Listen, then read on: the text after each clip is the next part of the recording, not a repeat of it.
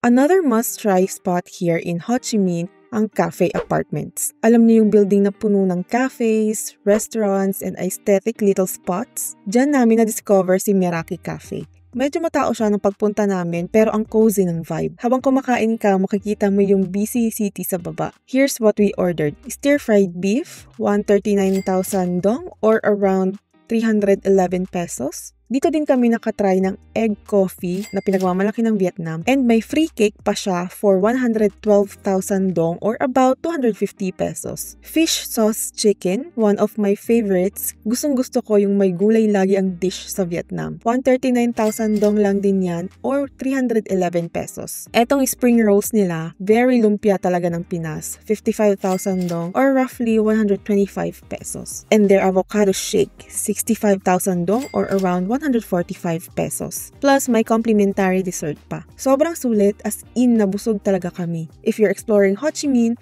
add Meraki Cafe at Cafe Apartments to your foodie list. Affordable food, great portions, and a nice view.